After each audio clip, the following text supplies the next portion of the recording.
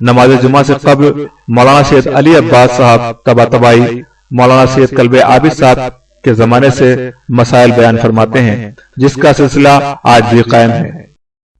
نبیین بالقاسم محمد وعلی اہل بیتہ طیبین الطاہرین المعصومین ولعنۃ اللہ علی اعدائہم اجمعین، اما بعد فقد قال سبحانہ تبارک تعالی فی قرآن مجید والفرقان الحمید وهو اصدق الصادقین وقولہ الحق۔ بسم اللہ الرحمن الرحیم۔ لا تحسبن الذین قتلوا فی سبیل اللہ امواتا بل احیاء عند ربہم یرزقون۔ حضرات، آج میں نے آپ کے سامنے قرآن مجید کی اس آیہ کریمہ کو پیش کیا ہے جس میں اللہ کچھ لوگوں کے حیات کا ذکر کر رہا ہے۔ وہ کون لوگ ہیں؟ وہ لوگ ہیں جس کے لیے قرآن کہہ رہا ہے کہ لا تحسبن الذین قتلوا فی سبیل اللہ، دیکھو ہرگز انہیں مردہ نہ سمجھنا۔ کسے؟ قتلوا فی سبیل اللہ، جو اللہ کی راہ میں قتل کر دیے گئے۔ بل احیاء، بلکہ وہ حیات ہیں، زندہ ہیں، اور صرف زندہ ہی نہیں ہے، عند ربہم یرزقون، وہ اپنے پروردگار کی طرف سے، پروردگار کے پاس سے رزق پا رہے ہیں۔ عزیزوں، یہ ماہ ذی الحجہ جو قمری مہینوں کے لحاظ سے 12واں مہینہ ہے، سال کا آخری مہینہ، اور رویت ماہ محرم الحرام کل نہیں ہوئی تھی، لہذا یہ آج 30 ذی الحجۃ الحرام، 30 ذی الحجہ آج ہے، بلکہ یوں کہا جائے کہ 12ویں مہینے کی آج آخری تاریخ ہے۔ اور جب کل کا سورج طلوع ہوگا تو یکم محرم الحرام سن 1431 ہجری کا سورج ہوگا، بلکہ دوسرا لفظ بدل کے کہوں کہ قمری مہینے کے لحاظ سے نیا سال ہوگا۔ اب ظاہر ہے کہ نئے سال شمسی مہینے کے بھی آتے ہیں، اور نیا سال جو ہے وہ قمری مہینے کا بھی آتا ہے، لیکن جب دسمبر اینڈ ہوتا ہے اور جنوری کی پہلی تاریخ آتی ہے تو پوری دنیا میں خوشیوں کی ایک لہر دوڑ جاتی ہے، لوگ خوشیاں مناتے ہیں، اظہار مسرت کرتے ہیں کہ نیا سال شروع ہوا، جبکہ زندگی کے وہ سال ختم ہو جاتا ہے، عمر کم ہو جاتی ہے، لیکن پھر بھی انسان خوشیاں مناتا ہے۔ لیکن جو اسلامی مہینے ہیں، اسلامی سال کا آغاز ہے، وہ خوشیوں سے نہیں ہوتا بلکہ وہ آنسوؤں سے ہوتا ہے، وہ گریے سے ہوتا ہے۔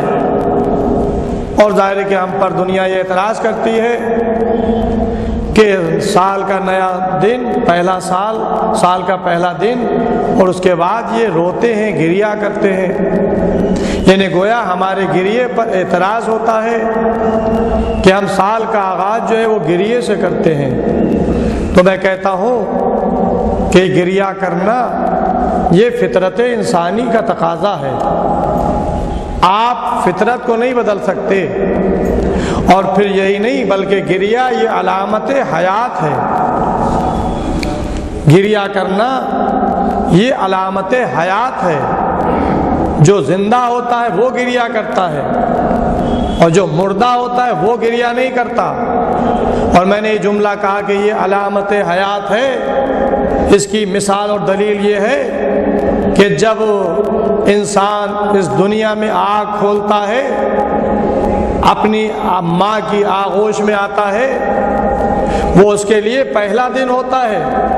لیکن ذرا سچ بتائیے کہ جو بچے اپنی آغوش مادر میں آتے ہیں، آنکھ کھولتے ہیں ماں کی گود میں، وہ ہنستے ہوئے آتے ہیں یا روتے ہوئے آتے ہیں؟ جو بچہ پیدا ہوتا ہے وہ روتا ہوا آتا ہے، گویا یہ بچہ رو کر بتا رہا ہے کہ آج ہماری زندگی کا پہلا دن ہے۔ اور اگر نئی بچہ روتا ہے تو ماں باپ بزرگ اس کو زبردستی رلاتے ہیں، اس لیے کہ اگر نہ روئے تو پھر اس کی حیات میں مشکوک شک پیدا ہو جاتا ہے کہ یہ زندہ بھی ہے یا نہیں۔ تو پتہ یہ چلا کہ انسان کا پہلا دن، انسان جب آنکھ کھولتا ہے تو گریے سے اس دنیا میں آتا ہے، روتا ہوا آتا ہے، اور یہ رونا اس کے لیے حیات کا سبب بن جاتا ہے اور حیات کی علامت بن جاتا ہے۔ تو گویا یہ فطرت انسانی ہے، چاہے وہ مسلمان ہو، چاہے وہ غیر مسلم ہو، چاہے وہ اللہ کے ماننے والے ہوں، چاہے اللہ کے ماننے والے نہ ہو، یعنی فطرت انسانی۔ ہر گود میں آنے والا بچہ، اس کی فطرت میں گریہ اللہ نے رکھ دیا، وہ جب آئے گا تو گریہ کرتا ہوا آئے گا۔ تو بس عزیزوں، اگر ہمارے کیلنڈر کا پہلا سال، اگر ہمارے کیلنڈر کا پہلا مہینہ جس کا آغاز ماہ محرم الحرام سے ہوتا ہے، تو اگر ہماری قوم اس دن گریے سے آغاز کرتی ہے تو یہ گویا حیات کی علامت سامنے آتی ہے کہ ہم مردہ قوم نہیں ہیں بلکہ ہم زندہ قوم ہیں۔ اور عزیزوں، ہم تو اس پر گریہ کرتے ہیں جس پر ظلم کیا گیا، جس کو مظلوم قتل کیا گیا، لیکن قرآن نے ان شہداء کے فلسفے کو دنیا کے سامنے پیش کر دیا۔ ہر قتل ہونے والا شہید نہیں ہوتا ہے، بڑے بڑے تمغے دیے جاتے ہیں، ٹائٹل دیے جاتے ہیں، اگر وطن کے کام آ گیا تو شہید ہو گیا۔ تاریخ آپ کے سامنے ہے، سیاسی جنگ کرتے ہوئے قتل کر دیا گیا، شہید ہو گیا۔ لیکن عزیزو، قرآن نے اہل غیرے کو یہ مرتبہ نہیں دیا، بلکہ قرآن نے جب حیات شہداء کا تذکرہ کیا تو اس کے ساتھ شرط لگا دی۔ شرط کیا ہے؟ لا تحسبن الذین قتلوا فی سبیل اللہ، دیکھو ان کو ہرگز ہرگز مردہ نہ سمجھنا جو اللہ کی راہ میں قتل کر دیے گئے۔ تو ہر قتل ہونے والا، ہر مرنے والا شہادت کا درجہ نہیں پاتا، ہر مرنے والا حیات ابدی کا مرتبے پر فائز نہیں ہوتا، بلکہ اس مرنے والے کے لیے یہ دیکھنا بھی لازم ہے کہ اس کی موت کہاں میں آئی، اسے جو موت آئی ہے وہ قتل کیا گیا ہے، یہ قتل کسی سیاسی نتیجے کا، سیاسی بات کا نتیجہ ہے، یہ قتل کسی سازش کا نتیجہ ہے، یا یہ قتل جو ہے وہ شہادت اللہ کی راہ میں ہے۔ تو بس یہ ہر قتل ہونے والا درجہ شہادت پر فائز نہیں ہوتا۔ قرآن نے اس کے لیے معیار معین کیا ہے، معیار مقرر کیا ہے کہ قتلوا فی سبیل اللہ، جو اللہ کی راہ میں قتل کر دیے جائیں انہیں ہرگز ہرگز مردہ نہ سمجھنا، بل احیاء، بلکہ وہ زندہ ہیں، عند ربہم یرزقون، اور وہ اپنے رب کے پاس سے رزق پا رہے ہیں۔ ظاہر ہے کہ قرآن کی آیت جو فصاحت اور بلاغت کے اعتبار سے عظیم مرتبہ رکھتی ہے، کلام مختصر لیکن عظیم کلام، آیت مختصر لیکن مقاصد اعلیٰ ہوتے ہیں، اور اسی لیے تفسیر کی ضرورت پڑتی ہے۔ اب ظاہر ہے کہ اتنا وقت نہیں ہے کہ صرف اس آیت کی تفسیر میں جایا جائے، لہذا رزق کی بھی مختلف قسمیں ہیں، جس کا ذکر قرآن مجید میں جگہ جگہ قرآنی آیات میں موجود ہے۔ حیات کی بھی مختلف قسمیں ہیں، جس کو آپ مثالوں کے ذریعے سے اور دیگر حدیث اور قرآن کی آیتوں کے ذریعے سے سمجھ سکتے ہیں۔ حیات کا مفہوم بھی بہت وسیع ہے اور رزق کا بھی مفہوم بہت وسیع ہے، جس کے دلیل میں قرآنی آیات اور احادیث اور تاریخی حوالے موجود ہے۔ بس عزیزوں، چند منٹ آپ کے سامنے اور عرض کرنا ہے۔ اللہ نے انہیں زندہ کہا جو اللہ کی راہ میں قتل کر دیا گیا ہو، اور صرف زندہ ہی نہیں کہا بلکہ یہ بھی بتایا کہ اس کو اللہ اپنے رب کے پاس سے وہ رزق پاتے رہتے ہیں۔ نواز رسول سید الشہداء حضرت امام حسین علیہ السلام، ان کے قتل کو انسان کیا کہے گا؟ ان کا قتل اللہ کی راہ میں تھا، اسلام کو بچانے کے لیے تھا، شریعت کو بچانے کے لیے تھا، قرآن کی حفاظت کے لیے تھا، احکام قرآن کی حفاظت کے لیے ان کا قتل تھا، اس لیے کہ ان سے مطالبہ بیعت کیا جا رہا تھا اور انہوں نے انکار بیعت کیا۔ عزیزوں، چند جملے جس میں غور و فکر کی ضرورت ہے۔ حسین کامیاب ہوئے یا ناکامیاب ہوئے؟